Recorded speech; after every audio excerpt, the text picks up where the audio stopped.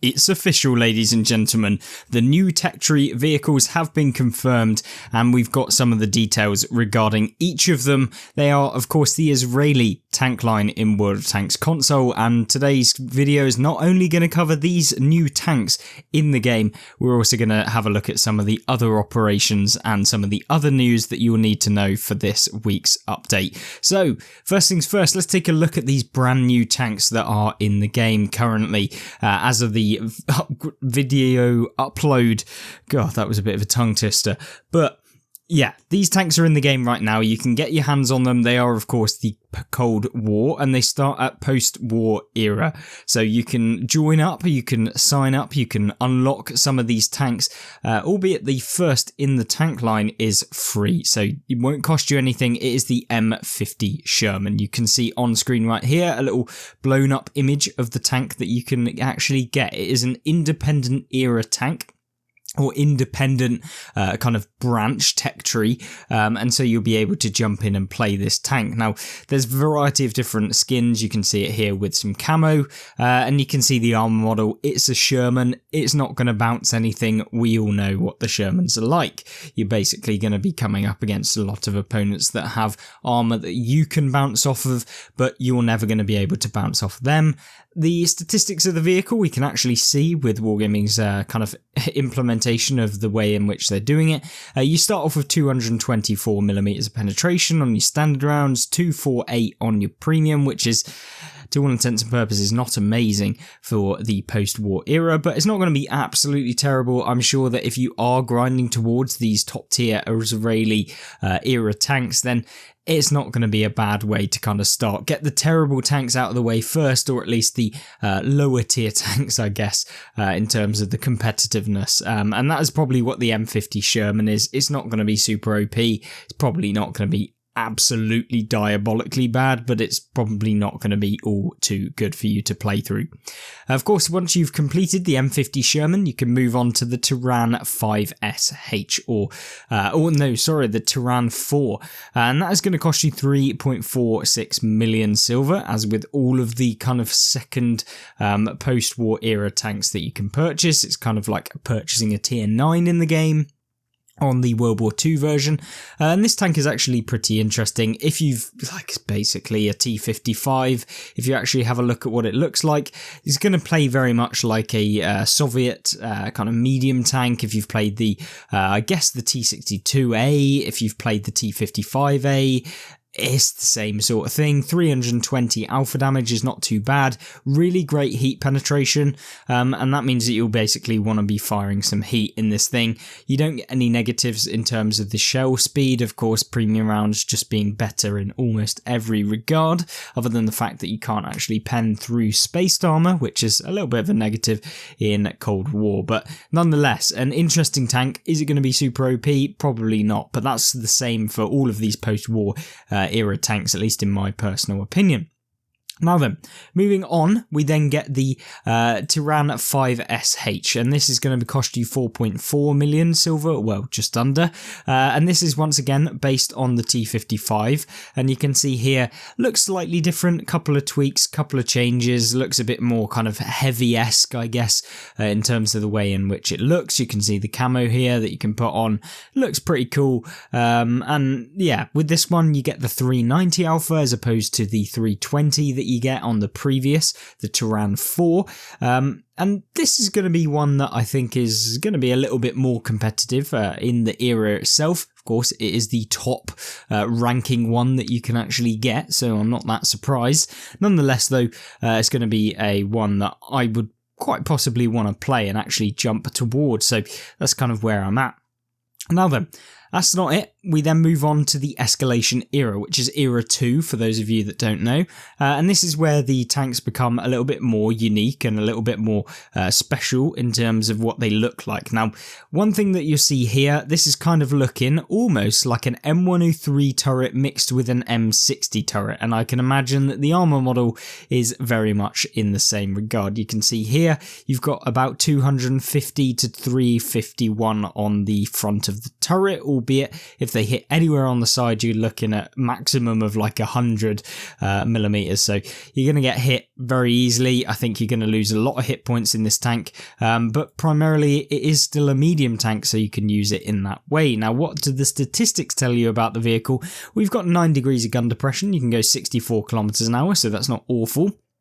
Decent power to weight, 18.18, but not the best, considering some of the heavy tanks in the game at Era 2 can pretty much do the same speed, if not more, and also have a better power to weight. So yeah, but they're kind of tanks that would be the higher tier vehicles in the era, so to say, like the higher ones, the better, more advanced tanks. But this one gets 460 alpha. You're reloading in 8.2 seconds, which isn't awful. So you're going to be able to deal quite a substantial amount of damage in a minute, but nothing too outrageous. 3,367 if you're firing normal rounds.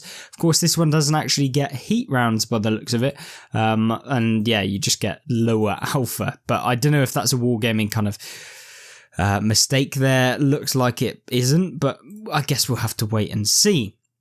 Now then, what else do we get with this? Well, you've got decent speed on your rounds, so you've got APFSDS, which is basically APCR rounds, for those of you that play World War II, and then you get better APCR rounds, of course, with the premium, and a decent jump up in penetration. So it looks like you're going to be able to pen most things as you start off with this tank. Of course, it is fully upgraded. All of these tanks are fully upgraded. They're going to be terrible when you first jump into them, don't get me wrong. So yeah, as you kind of go through and upgrade them, you'll see how they go. Now then, leading on from this tank right here, the Magach 3, we then go into the Tiran 6. So this is kind of where the tank line becomes very interesting indeed. And this comes with a kind of interesting look of the tank. I think it's very much like a Soviet tank as they've kind of gone through, albeit they don't have the spaced armor. So it's still like a medium style looking tank. Now, we don't have very much spaced armor on this thing. You can see here there is a few little bits of spaced armor. You've got a bit on the turret, and I think for the most part these tanks are going to be pretty easy to pen with a lot of the tanks that will be facing them, but the statistics may say otherwise. So what do they say? Well, you've got 58.7 kilometers an hour top speed, which is nothing fantastic. It's going to be pretty mediocre. And with 8.36 horsepower to ton, nothing particularly great in that regard either. So they may be pretty sluggish. You've got 3 degrees of gun depression, so it's going to become a little bit more painful as opposed to the 9 degrees that you get on the previous tank. So yeah, not liking the look of that. But you do get 520 alpha, and you also get a very nice penetration on your premium rounds with this tank, as you would expect. 9.2 second reload, nothing amazing, which means you've got 3,390 damage per minute, but of course that can come down drastically when you start using your advanced loader and all of the extras that you can actually put in your tank. So I really do recommend you putting in some equipment in this to boost up the DPM, because it's probably not going to be the nicest. Now then, this is where it gets super interesting, and why I said earlier that it's becoming more interesting. So this is the Magach 6B Gal. This is the medium tank, albeit this looks very different from a lot of the tanks that you've seen in Cold War so far. And you can see here a lot of spaced armor. It's covered in spaced armor. This is where the spaced armor typically comes in to a lot of the tech tree lines, where of course in that period of history they decided that, you know what, maybe we should actually start adding in layers of armor as opposed to just having one singular kind of plate that can be penned by one tank. So yeah, looking like a bit more of a bouncy medium tank, more into a heavy kind of playstyle tank. Now, the statistics of the vehicle in general are very much similar. You've got a very similar power to weight ratio, although it has gone down just slightly by about 1 horsepower to ton, which means you're going to be a little bit more sluggish getting up to top speed. 64.4 kilometers an hour top speed. Good hull traverse is okay. I mean, it's going to take you 6 seconds to do a full rotation, or just under that actually, probably about 5.5. 9 degrees of gun depression, so you leave the terrible 3 degrees of gun depression with the previous tank, and you get 460 alpha with this one. So yeah, it's looking okay. And of course you get a 8-second reload, 3,450 damage per minute, and of course it still is Era 2, so you can't really expect all too much from the damage, but it's nothing too spectacular. Now then, moving on from Era 2, we enter the Era 3, and this is where the Magach 6B Gal Batash comes in, and this is the kind of lowest tier in the era, and this comes in looking pretty badass. I'm not going to lie, this thing looks very, very nice to play, and of course I want to be getting this myself as soon as possible.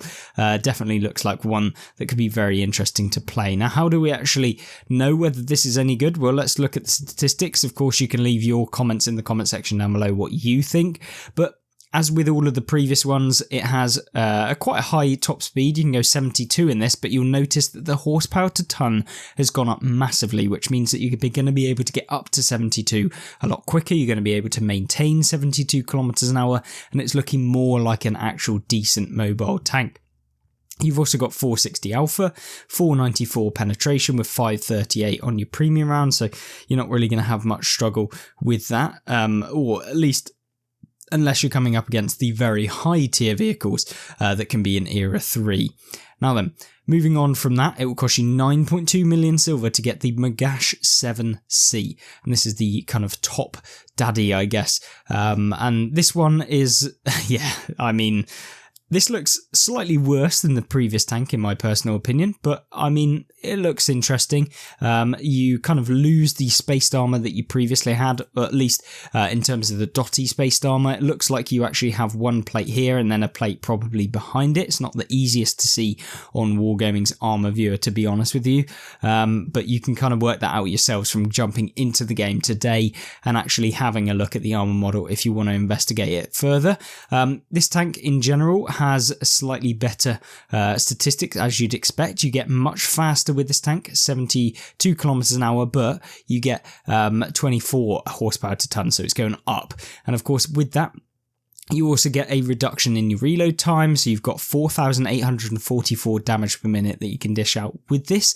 You've also got a ATGM, so you know you've got guided missiles on the top one, so that's looking very good. I always like using the missiles. They're really, really good to kind of use in between your kind of main gun whilst you're firing around, especially when you're using a medium tank, and when you can kind of flank someone, you put your missile in, you swap to your normal gun, then you fire that, and you can kind of get away with quite a lot when you use tanks like this. And of course, if you've checked out the kind of light tank that has that 4-shot ATGM that I've really enjoyed, it's the AMX 13 something. Yeah, it's really, really fun to play. But nonetheless, back onto this tank, I think that it's going to be fairly competitive. It's probably not going to be, once again, super overpowered, but that's really how medium tanks play in the Cold War era at the moment. You've got to play aggressive with these things. You've got to make use of the 800 penetration and 1,025 alpha damage that those ATGM uses, and I would really promptly recommend that you use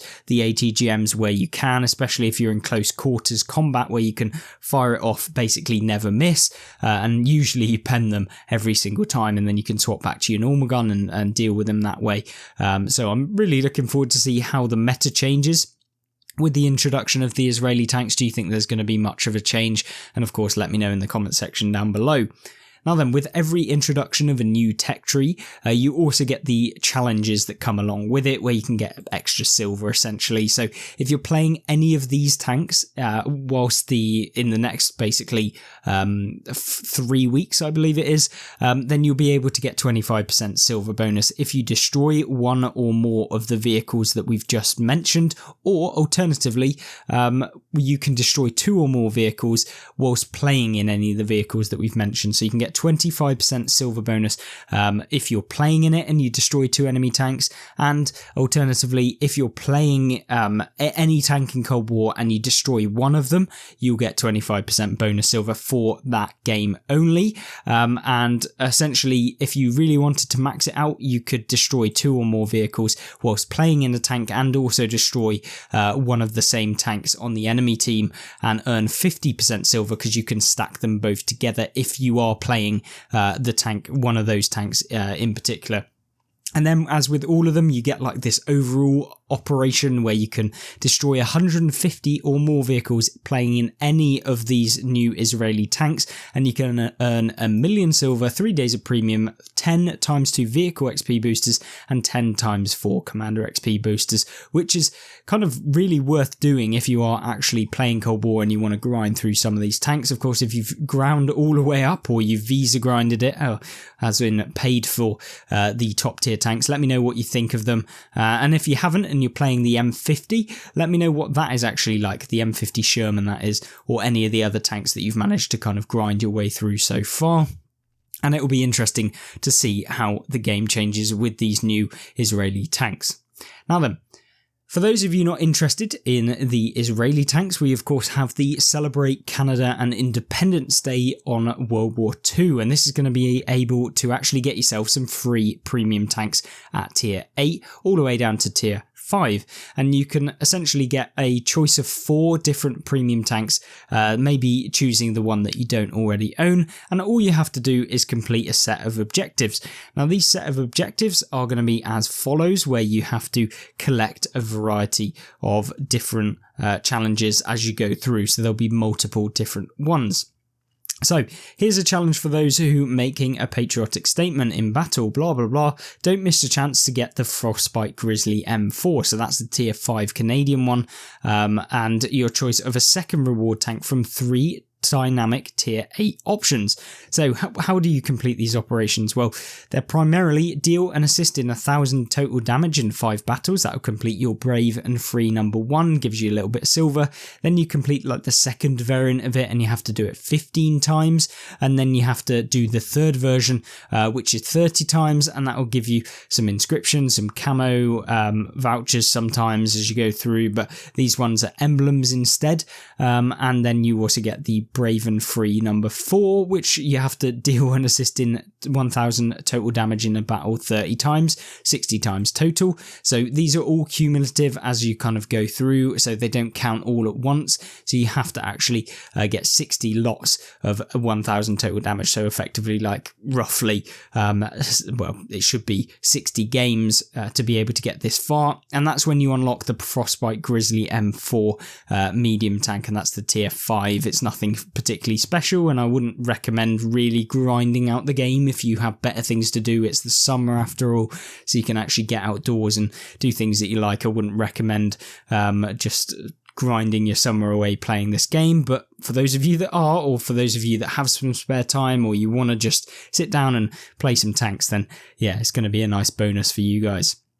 Now then, brave and free number 5, you then complete it a further 20 times and you'll get 250,000 silver. You complete 105 times, you'll get some emblems. And then for those of you that have ground out 150 times, or 150 lots of 1,000 total damage, be that deal and assist, so that's combined, then you will be able to pick a choice between getting the tier 8 Chrysler K, the Vengeance tier 8 T25, or the T26 E4 Freedom.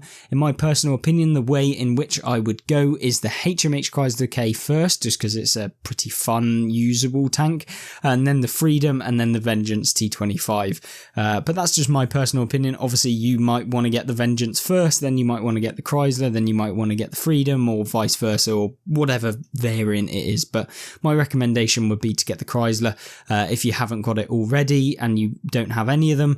Alternatively, if you've got 2 of them, obviously just pick the one that you don't have, or if you've got the Vengeance and it's a choice between these 2, pick the one that you think is going to be the best for your playstyle, or just the one that you think you're going to enjoy the most playing. So that's my recommendations for that. Of course, if you own all of them, or you pick one that you already own, I don't know why you'd do that unless you just seriously weren't bothered about getting the premium tanks. And for example, you will get silver from these. So if you pick the Chrysler K as your option and you already own it, you'll get 4.7 million silver. So that's my recommendation if you have all 3 of those and you want to get some silver in addition to this. Alternatively, you can pick the Vengeance and you'll get 3.9 million silver, or the T26 E4 Freedom for 3.8 million silver. Of course, pick the one that gives you the most silver if you've got them all, or just pick the tank that you don't already own if you're after some new premium tanks. Now then, on track to the US, so this is in addition to this, and that means that every single vehicle in the US tech tree will be 25% extra XP. And that means that, you could be playing a tier 3 or a tier 10, a tier 7, whatever it is you're playing, whether you're playing an artillery for those of you piggies out there, or if you're playing the tank destroyers or whatever it might be, you will get 25% XP bonus. So that's really, really nice for grinding out towards the tier 10s. And also you'll get a 50% silver bonus, or silver discount, I should say, on all of the tanks between tier 3 and tier 6. So that will be 50% off the purchase price of all tier 3s and 6s on the US line. And you'll also get a 30% discount on all of the tier 7 to tier 10 vehicles in the US line. So pick up any of the ones that you've really enjoyed playing and you want to revisit them. Pick up any of the tanks that you don't already own next up, because you'll get a 50% silver discount on that between tiers 3 and 6 as a reminder, and tiers 7 and 10 you'll get a 30% discount. Of course, in addition to this, we'll get premium tech tree sales. There will be a 30% discount on all US tanks in the premium tech tree, excluding licensed seasonal console only tier 2 and monster vehicles. So that doesn't include the Lycan, you don't include the Ragnarok and all of the extras kind of that are non-normal tanks, I would say, if that makes sense, or any of the kind of WWE tanks, any of those, they don't count either. So it's just purely off of the US tanks in the premium tech tree that aren't involving any of that extra kind of more rare or unique skins, I guess. But in addition to that, you'll get the tier 10 premium tanks that are a 30% discount on the following high performing top tier vehicles. So that's the 121B, the Quillin, the Object 279E, the T95 FV4201 Chieftain, and the VK. If you want to purchase one of them and you don't have any of them, my recommendation is the Quillin first, then the T95, then the VK, then the 279E, and then the 121B. But of course, your kind of edition may change. Maybe you want the 121B, but that's just my opinion. Of course, you can revisit that list if you really want to understand which ones I would pick first and make your own decision from that. You also get the free XP conversion bonus. So instead of 1 to 25 free XP, you will now get 1 to 38. So this is actually a 50% more free XP. Usually it's 1 to 35 instead of 1 to 25. But this one is actually giving you a flat out 50% more free XP on all of the ones, or all of the gold that you use to convert to free XP. So that's pretty decent, I guess, if you want to gold skip a lot of the new tanks. It's funny how that comes out when the new tanks come out, but maybe the Wargaming are trying to highlight that to you guys. But nonetheless, you also get something really good for any of you that want to take advantage, or you want to kind of be very frugal with the amount of silver that you've got on your accounts. I used to do this when I was absolutely broke until I got some massive gifts from some of you guys to my account, which is why I have like 150 million silver, is because you guys gifted me silver in the game, which I'm really, really grateful for. But when I was broke, and trust me, I was broke for about 7 years of playing World of Tanks console, I used to always buy all of the equipment as and when I could on equipment discount, so it's 50% off. That means that if you then sell your equipment when it goes back up to full price, you didn't pay anything for the equipment. So if you've got a spare couple of million on your account, if you've got a spare 10 million on your account, if you kit out all of your tanks with full equipment, if you're not going to use that silver for something else, now is the best time to do that, because every single tank that you use it on, you'll get your money back every single day of the week, as long as the event is kind of finished. So after July 11th is when you'd want to sell them if you really want to. So yeah, don't sell them before then, because then you'll get 25% of the value of the actual equipment, as opposed to the 50% that you would when the July 11th ends. So make sure that you don't sell it preemptively. And then you've also got discounted multi-tank bundles, and we'll actually go through these because this is pretty decent for you guys to get an eye as to what you think is worth it. Now, the first one, in my personal opinion, I'd probably avoid this one. They're not particularly that interesting. They're the all-American heroes. You get the T26E for Freedom, which is the Super Pershing, which is pretty good, to be honest with you. It's a fun one now that it's got some of the buffs. It's a little bit faster, its armor seems to work a little bit more, and it can be used pretty well. You then get the Vengeance T25, the Minuteman, and the Patriot. I mean, the Minuteman's really broken, but I think it's quite expensive comparatively to some of the other deals that you'll get in terms of the value that you'll get back, because of course there's a lot of sales going on this week. Any other time of the week, this would be a pretty decent kind of value bundle. But yeah, make it up as to what you think. American Lights come in with the M54E2 Super Chaffee, which is okay, nothing too special. It's basically the tier 6 Chaffee, but a premium version of it that earns a little bit more silver. You get the Lycan T71 and the Falcon T92. I mean, all of these are, I mean, the Lycan's very good, but the other two are pretty mediocre / average. So yeah, in terms of competitiveness, I wouldn't really emphasize super getting this one if you haven't already. And then we move into the American mediums. This comes with the M46 pattern Korea, the TL1 LPC, which is amazing. I love the TL1 LPC. It's super, super fun to play. It's like it's almost like a double barrel. That's how quickly this thing has an intricate reload. It's got a 2-shot autoloader.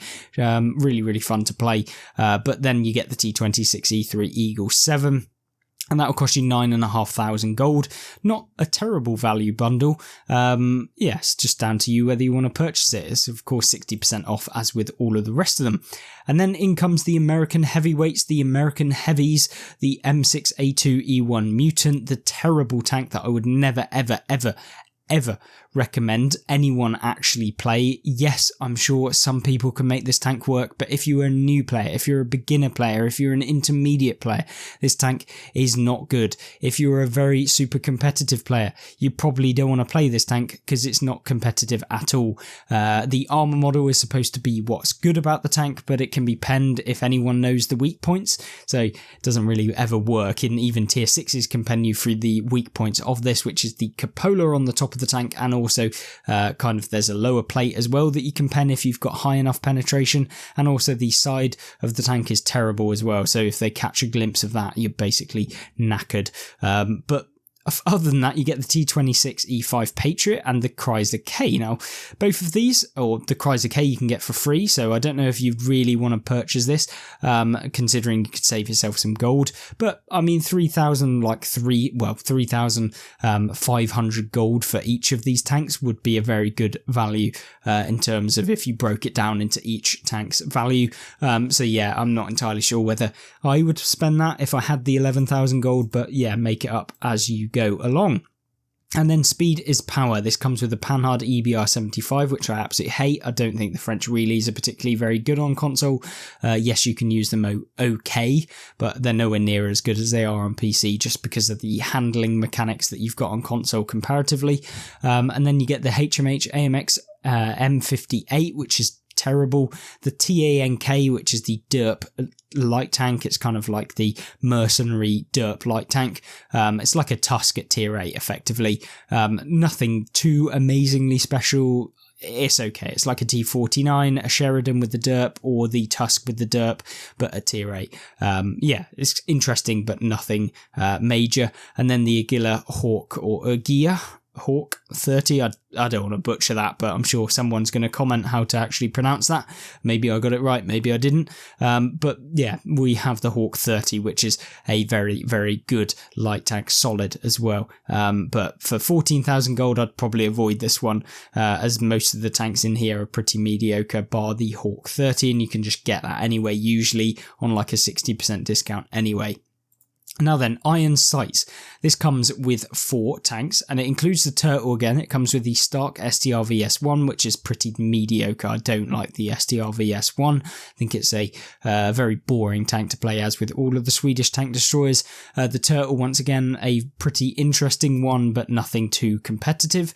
And then it comes with the Ariete Progetto M3446, which is amazing. It's a really great Italian premium medium tank, and this Minuteman T29. Now, this is a very expensive bundle comparatively to the others. You can almost get 2 other bundles for the price of this one, and to be honest with you, I'd probably avoid this, and it's only a 50% savings anyway.